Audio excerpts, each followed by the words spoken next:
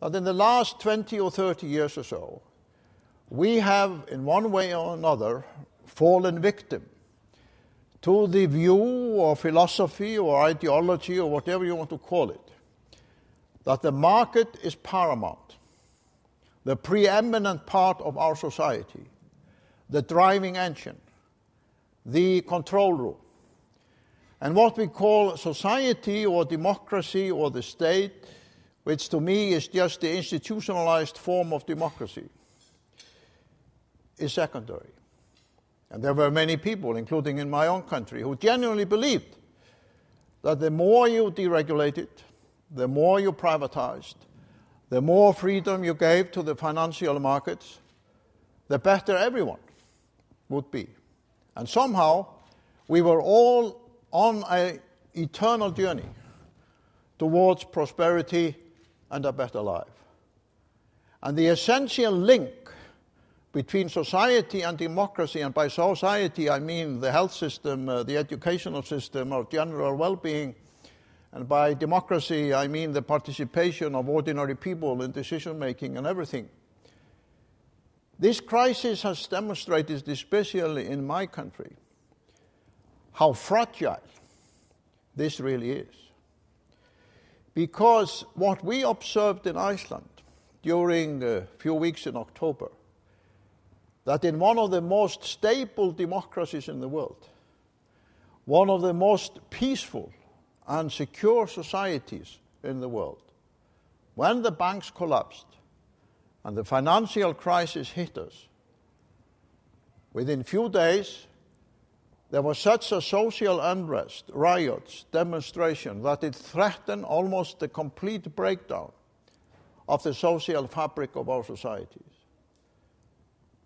in such a way that the police force had no chance whatsoever to deal with it, even if it continued. And even more, the political system also was tested to its limit.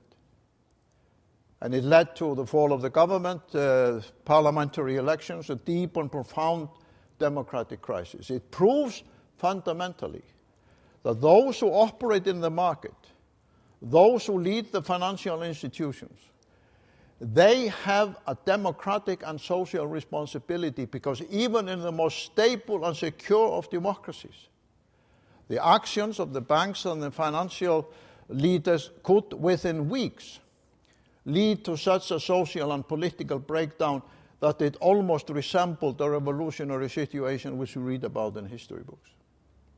And I don't believe that that was something special about Iceland. I think it has demonstrated for all of us that the philosophy that the market is only responsible for creating profit for the shareholders, and that is the only responsibility of those who lead these financial and entrepreneurial institutions, is a fundamental fallacy.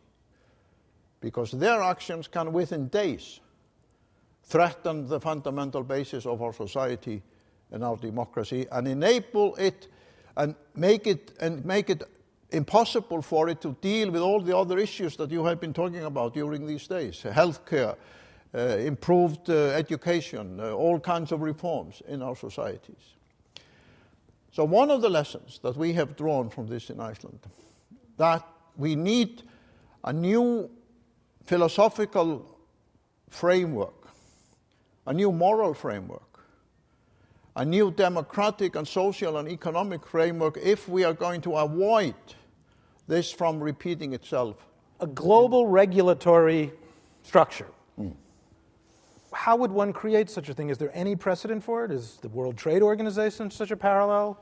Well, I think we need to have a very constructive discussion about that. The institutions like the World Bank and the IMF, which were created on the basis of a completely different political reality after the Second World War, and have also turned out to have pluses and minuses, of course could be some kind of pillars in that system.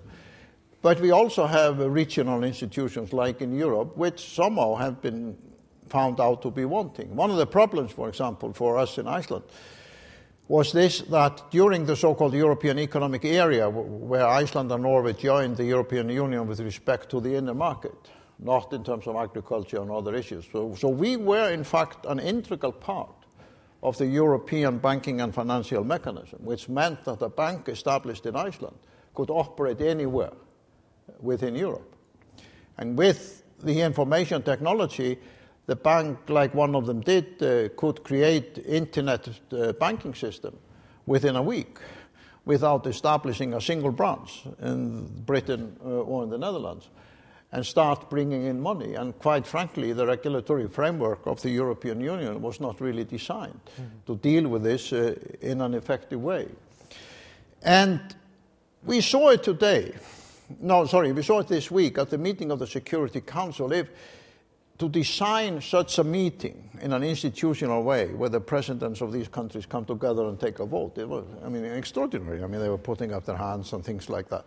I don't know how often President Hu Jintao puts up his hand in this way, but most people would have said it's not possible to design such a framework. But I say again, whether we like it or not politically, there is a global financial market. And it's been driven by the information revolution and the information technology, and that will not stop here now. It will continue and continue. So either it will remain free-flowing and irresponsible and out of control for the coming years, or we have to find some kind of mechanism, like the United States did a long time ago, when you created a unified system of banking and finance for the entire United States. You described how Iceland is moving toward clean energy, and ultimately you hope will achieve total use of clean energy for land-based needs, I think was how you phrased it. That's a terrific thing for Iceland, which of course has huge reservoirs of geothermal energy. But how realistic is it for an entire world to move? Oh, it's very realistic. It's very realistic. You see, when Iceland started this transformation, we were among the poorest countries in Europe. And for my parents' generation, the only use of geothermal was for washing clothes and linen. Now we use it to produce electricity for aluminum smelters and draw data storage centers and so on. And as we all know, but tend to forget, but is taught in school, there is a huge fireball inside the earth, inside all of the earth, not just under Iceland. And the energy potential of this fireball is like the sun. We are only living on a very thin crust on the top of that fireball. And with drilling technology going down 5 or 6 kilometers, you can harness that heat in definitely more than 100 countries in the world, including United States, Russia, India, China. We are building geothermal heating system in Chinese cities, where street by street, quarter by quarter, there will be pipelines put into the houses with clean, hot geothermal water and closing down the coal fire stations in these Chinese cities. The best kept energy secret in the United States is the huge geothermal potential of the US. The MIT report estimates that given the present technological knowledge and capabilities, you could get geothermal power in the United States at least equal to the annual electricity production now in the United States. And therefore, when people say to me, yes, you are blessed with this, okay, Iceland can do it, it's a fundamentally misleading. Take another example of Denmark. Denmark, 20 or 30 years ago, another small country, realized they didn't have hydropower, they didn't have geothermal in a big sense, but they had a lot of wind. So they decided to put a lot of research and development into wind power. And now Denmark is one of the leading technological frontiers of the world in terms of wind power, creating business opportunities for Denmark all over the world. Was wondering if you can shed some light on the capital controls that were put in place in Iceland, and I guess how key they are at the moment, and if there is like a timetable for, I guess freeing them up. I imagine it's also pretty risky, but if you could just maybe shed some light on that, and also if you could also shed some light on the EU membership. Well, when the banks collapsed and we had to pass the emergency legislation and take over the banks and start dealing with the foreign creditors and dealing with the negative implications for homes and families and many companies in Iceland, it was absolutely clear that we had to create capital controls in order to be able to deal with this, especially since the international financial community, primarily led by the European Union, was not willing to provide, for the time being, the necessary loans that were required if we were going to have open capital markets. And I know capital controls have been almost a taboo in the orthodox economic business ideology of the present world. But they are not necessarily bad. One of the most successful capital control countries, I'm not saying it is a good example in every way, but economically it's been very successful. That's China. And the economic premise that you have to have a free-flowing capital markets in order to achieve success is a theory. It's not science. But we realize that in order to be an integral part of the global financial market, we will sooner or later have to change the capital controls, and we hope to do so sort of gradually and slowly and in a responsible way without creating a crisis either in our own country or with respect to other countries. So the goal is gradually to reduce them, hopefully as soon as possible. We are still discussing these things with the IMF and a few others. The membership in the European Union was a decision by a majority of the parliament to seek membership. We still have to negotiate the membership. Perhaps the main reason why there was a transformation from the traditional Icelandic attitude not to seek membership was that one of the lessons that many people drew from this crisis was that for a small country which wanted to be engaged in the global financial market, it was very difficult to maintain its own currency. But we still have to see what will be the attitude on the fisheries, on the agriculture, and some of the resource-based pillars of the Icelandic economy. And in the end, it will be a democratic referendum by the Icelandic people what we do. We all have to learn many lessons from this crisis. The European Union is one entity that also has to reform and change its regulatory framework. And the G20, as we mentioned before, is hopefully becoming a very important forum. But let us also fundamentally realize that this has to be a very open and democratic debate, where everybody from wherever in the world, whatever the position they have, can have a say.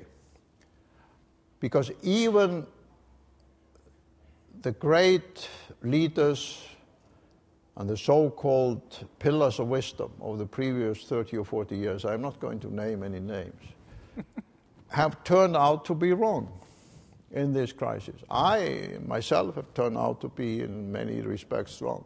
Many people in my own country have turned out to be wrong. Some prominent leaders in this great country have turned out to be wrong. There is a great army of people, economists, experts, media pundits, governmental leaders, national leaders, corporate leaders, bankers, who have turned out to be wrong. There is nobody, not a single person, who has now the wisdom to tell us the entire right answer to where we should move and how we should move from here. So therefore it has to be a very open and genuine and respectful public debate, where forums like this and many others play an important part. And I hope one of the lessons for every leader, wherever they are in the world, will be, both for myself and others, is the kind of humility that we should be ready to listen to anybody and not wrongly believe that somebody has somehow gathered all the wisdom and we should therefore follow his or her leadership in this respect. As a practitioner of democracy for many decades, to me that is, in a way, a fascinating challenge. It's a new type of democracy and global debate, which some of us have hoped for a long time, but we are now seeing emerging in many different parts of the world. And if we only learn that lesson, That's good. Thank you, Mr. President. Thank you.